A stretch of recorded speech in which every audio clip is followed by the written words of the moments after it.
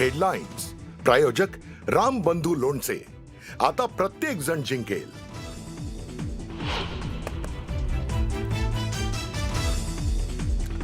ठाकरे बंधूंची युतीची उद्या घोषणा होणार. वरिष्ठ सूत्रांची न्यूज 18 लोकमतला माहिती.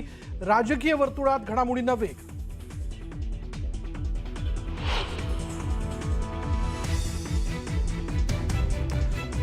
ठाकरे बंधूंची युती आणि मनोमिलन झालेलं आहे.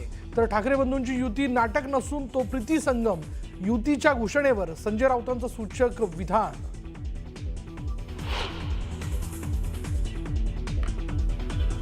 चोरलेलं चिन्ह बाजूला ठेवा आणि निवडणुकीत उतरा. राऊतांचं शिंदेना थेट आव्हान. तर फोडा झोडा आणि राज्य करा अशी भाजपची नीती. राऊतांचा महायुतीवर पुन्हा एकदा हल्लाबोल.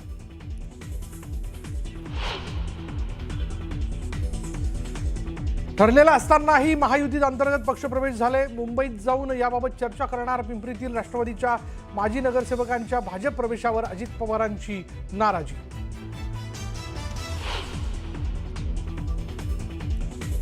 मुंबईतील महायुतीचं जागा वाटप अंतिम टप्प्यात. 2 दिवसात जागा वाटपावर शिक्कामोर्तब होणार. सूत्रांची माहिती.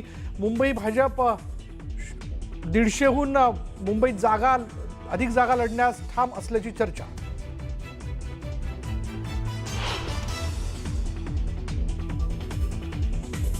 महापालिका निवडणुकीसाठी मुंबई भाजपची जोरदार मोर्चे बांधणी. 27 समित्या प्रचार नियोजन आणि सभेचं नियोजन पाहणार. तर घरोघरी प्रचार सुरू करण्याचे आदेश.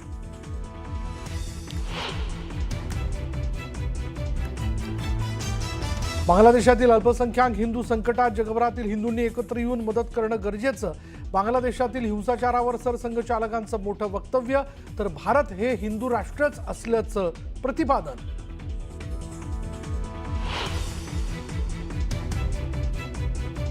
माणिकराव कोकाटेंना सर्वोच्च न्यायालयाकडून दिलासा. सुप्रीम कोर्टानं दिली शिक्षेला स्थगिती. कोकाटेंची आमदारकी आता अपात्र ठरवण्यात येणार नाही.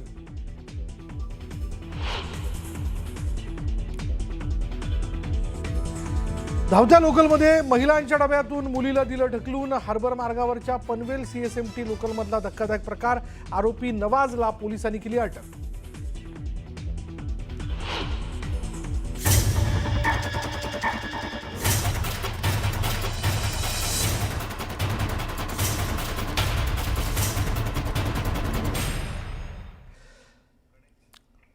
मुलुक महाराष्ट्रामध्ये सुरुवात करूया. आता क्षणाच्या चर्चेतल्या मोठ्या बातमीने.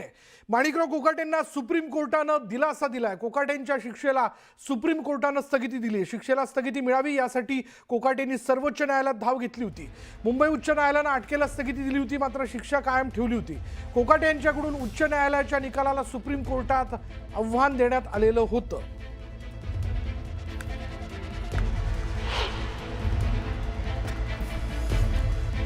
त्याला नाशिक सत्र न्यायालयानं 2 वर्षांची शिक्षा सुनावलेली होती सदनिका घोटाळा प्रकरणामध्ये. आणि त्यावरनं पुढे मुंबई हायकोर्टात देखील त्यांच्या शिक्षेला स्थगिती न देता त्यांना 1 लाखाच्या जात मुसलक्यावरती जामीन मंजूर करण्यात आलेला होता, कारण त्यांना कुठल्याही क्षणी अटक होणार होती. पण आता या सत्र न्यायालयाच्या निकालाला त्यांनी पुढे सुप्रीम कोर्टामध्ये आव्हान दिलेलं होतं. त्याबद्दलची याचिका त्यांनी दाखल केलेली होती आणि अखेर त्यांच्या शिक्षेला स्थगिती देण्यात आली. अधिक माहिती आपण जाणून घेणार आहोत. तुमचे प्रतिनिधी प्रशांत लीला रामदास आपल्या बरोबर आहेत. प्रशांत, आज न्यायालयात नेमकं काय घडलं? आपल्याला माहित असेल की माणिकराव कोकाटे यांनी मुंबई उच्च न्यायालयामध्ये याचिका दाखल केली होती गेल्या आठवड्यामध्ये.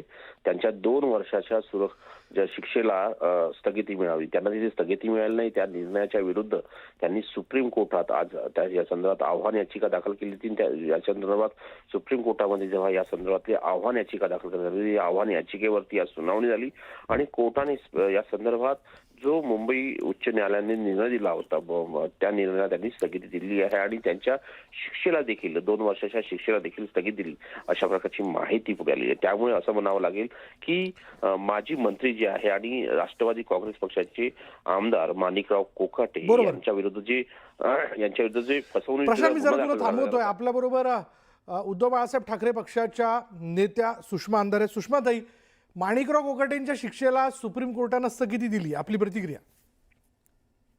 मी 2-3 दिवसांपूर्वी सुद्धा न्यूज 18 लोकमतला प्रतिक्रिया देताना हे म्हटलं होतं की संसद सदस्य किंवा विधिमंडळाचे सदस्य यांना काही प्रिव्हिलेज असतात, काही विशेष अधिकार असतात. त्यातला सगळ्यात महत्वाचा विशेष अधिकार हा अटकेपासून संरक्षणाचा असतो. निश्चितपणाने त्या अधिकाराचा आणि एकूण प्राप्त परिस्थितीचा विचार करून माननीय न्यायालयाने दिलेला निकाल हा कायद्याच्या चौकटीत अतिशय योग्य आहे. हा कायद्याच्या चौकटीत अतिशय योग्य आहे, मात्र नैतिकता म्हणून योग्य आहे का? म्हणजे आता पुन्हा त्यांना सत्तेत सामावून घ्यायचं किंवा पुन्हा त्यांना त्याच्यावर मखलाशा करायच्या की बघा आम्ही आमचे माणिकराव तर कसे स्वच्छ आहेत, हे सांगणं कितपत बरोबर असेल? आणि काय ज्या माणसाला सलग 2 न्यायालयाने शिक्षा ठोठावलेली आहे, जो माणूस स्पष्ट झालेलं आहे की होय जरी अटकेपासून संरक्षण असलं तरी सदनिका घोटाळ्यामध्ये तो होता याचा आता स्पष्टपणे पुरावे आले आणि ते सिद्धही झालं, अशा व्यक्तीच्या समर्थनार्थ उतरणे हे आणि त्याचा बचाव करणे हे नैतिकता म्हणून राष्ट्रवादी काँग्रेसला तरी पटणारे आहे का? आणि एकूण सरकार म्हणून भाजप किंवा फडणवीसांना ते पटणारे आहे का? हा खरा मुद्दा आहे. धन्यवाद आपल्या प्रतिक्रियेबद्दल सुषमा. आणि आता थेट आपण जाणार आहोत आमचे प्रतिनिधी लक्ष्मण घाटोळ आपल्या बरोबर आहेत नाशिकवरनं. लक्ष्मण, नाशिक सत्र न्यायालयाचा निकाल, त्यांना माणिकराव कोकाटे यांना 2 वर्षाची झालेली शिक्षा, पुढे त्यांनी मुंबई हायकोर्टात या संदर्भात याचिका दाखल केलेली होती, पण आता सुप्रीम कोर्टाने माणिकराव कोकाटेंच्या 2 वर्षाच्या शिक्षेला स्थगिती दिली आहे. लक्ष्मण, खरं तर माणिकराव कोकाटे यांना एक मोठा दिलासा या निमित्तानं सुप्रीम कोर्टाच्या माध्यमातून मिळालेला आहे. माणिकराव कोकाटे यांनी सुप्रीम कोर्टात धाव यासाठीच घेतलेली होती की त्यांना या सगळ्या प्रकरणामध्ये दिलासा मिळावा. हे सगळं प्रकरण जर विषयाला आपण बघितलं तर माणिकराव कोकाटे यांनी नेमकं काय केलेलं होतं, तर माणिकराव कोकाटे यांनी मुख्यमंत्री कोठ्यामधले जे 10% कोटा असतो मुख्यमंत्र्यांचा, त्यामध्ये काही अल्पभूधारक लोकप्रतिनिधींना काही फ्लॅट असतील, जागा असतील त्या दिल्या जातात. माणिकराव कोकाटे यांनी त्यांचा भाऊ आणि ते या दोघांनाही स्वतःला आणि त्यांच्या भावाला अल्पभूधारक दाखवलं. काही खोटी डॉक्युमेंट जी आहेत ती त्यांनी त्या ठिकाणी जमा केली आणि त्यानंतर मुख्यमंत्री कोट्यातील 10% कोट्यातील काही सदनिका ज्या आहेत त्या मिळवल्या होत्या. ह्या सदनिका नाशिकच्या कॉलेज रोड परिसरामध्ये, अर्थात नाशिकचा जो हाय प्रोफाईल एरिया आहे, या हाय प्रोफाईल एरियामध्ये कोट्यवधी रुपयांच्या या सदनिका ज्या आहे त्या अल्पभूधारक असल्याचं दाखवून मिळालेलं होतं. या सगळ्या प्रकरणामध्ये तत्कालीन जे मंत्री होते तुकाराम दिघोळे यांनी या सगळ्या प्रकरणामध्ये तक्रार केलेली होती आणि या सगळ्या तक्रारीच्या अनुषंगानं नाशिक मधल्या महसूल विभागाने या सगळ्या प्रकरणाची चौकशी केली आणि या प्रकरणामध्ये काही दोष आढळले, ज्यामध्ये माणिकराव कोकाटे यांनी दाखल केलेले त्यांचा अल्पभूधारक असलेले जे दाखले आहे, उत्पन्नाचे दाखले आहे, ते बनावट असल्याचं समोर आलेलं होतं आणि या सगळ्या प्रकरणामध्ये नाशिकच्या सरकारवाडा पोलीस ठाण्यामध्ये गुन्हा दाखल करण्यात आलेला होता. आणि या सगळ्याची गेली अनेक वर्ष सुनावणी प्रथम न्यायदंडाधिकारी वर्ग 1 नाशिक यांच्या न्यायालयामध्ये सुरू होती आणि काही महिन्यांपूर्वी प्रथम न्यायदंडाधिकारी वर्ग 1 यांनी माणिकराव कोकाटे यांना 2 वर्षांची शिक्षा आणि 10,000 रुपयांचा दंड ठोठावला होता. या सगळ्या प्रकरणामध्ये माणिकराव कोकाटे नाशिक जिल्हा सत्र न्यायालयात गेले, मात्र नाशिक जिल्हा सत्र न्यायालयाने वर्ग 1 दंडाधिकारी यांचा निर्णय जो आहे तो कायम ठेवला होता आणि माणिकराव कोकाटे यांची शिक्षा कायम ठेवली होती. या सगळ्या प्रकरणामुळे माणिकराव कोकाटे प्रचंड अडचणीत आलेले होते. त्यांची आमदारकी जाईल आणि त्यांचं मंत्रिपदही जाईल अशा प्रकारचं सगळं वातावरण निर्माण झालं. मात्र या सगळ्या प्रकरणामध्ये माणिकराव कोकाटे यांनी त्यांच्या अटकेला चॅलेंज म्हणून हायकोर्टात गेले आणि हायकोर्टातून त्यांनी काही दिवसांपुरती जी आहे ती स्थगिती मिळवली होती. मात्र आज सुप्रीम कोर्टानं एक महत्वाचा निर्णय दिलेला आहे की माणिकराव कोकाटे यांच्या शिक्षेला स्थगिती देण्यात आलेली आहे. जी शिक्षा वर्ग 1 यांनी सुनावली होती, जी शिक्षा नाशिक जिल्हा सत्र न्यायालयाने सुनावली होती, त्या शिक्षेला स्थगिती देण्यात आलेली आहे आणि त्यामुळे सुप्रीम कोर्टाचा हा सुप्रीम दिलासा माणिकराव कोकाटे यांना मिळालेला आहे आणि त्यामुळे माणिकराव कोकाटे यांची जी आमदारकी रद्द केली जाऊ शकते किंवा आमदारकी रद्द होणार अशा प्रकारच्या ज्या काही चर्चा सुरू होत्या या सगळ्यांना आता पूर्णविराम मिळालेला आहे. बरोबर, आमदारकी त्यांची जी आहे ती शाबूत राहिलेली आहे. धन्यवाद लक्ष्मण या सगळ्या तपशिलाबद्दल. यानंतर बातमी आहे पुण्यातनं. पुणे जिल्ह्यातील बहुचर्चित लवासा प्रकल्पातील कथित भ्रष्टाचार आणि अधिकारांच्या गैरवापराप्रकरणी मुंबई उच्च न्यायालयाचा महत्त्वाचा निकाल पुढे आलेला आहे. लवासा प्रकरणात शरद पवारांना दिलासा मिळाला.